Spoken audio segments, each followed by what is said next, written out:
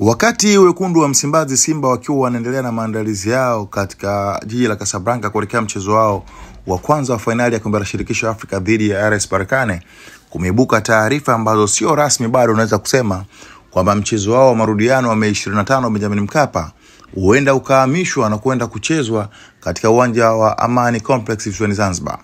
Inaelezwa kuwa kwamba CAF wana wasiwasi na uwanja wa Benjamin Mkapa huenda mvua ikanyesha na mchezo kushindwa kuchezeka pale katika uwanja huo, kitu ambacho kimewasikitisha na kuwaingiza hofu baadhi ya mashabiki wa Simba Sports ambao inaelezwa kuwa wameshakata tiketi. Of course, taarifa hizo bado hazijatoka katika vyanzo husika kwa maana kuthibitisha, kwa maana Simba Sports, CAF au shirikisho la mpira wa miguu Tanzania TFF ambao ndio kiunganishi kati ya mashabiki na mchezo huo hapo wa soka. Ni mengi yanaendelea.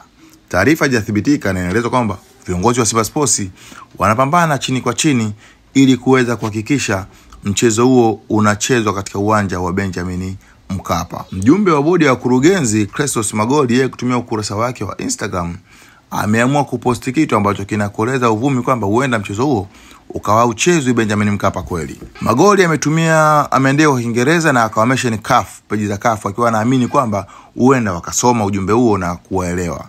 Magoli ameandika, tayari tiketi 12,000 zimeuzwa za mchezo wa Simba dhidi ya RS Berkane ambao utachezwa Mei 25, 2025.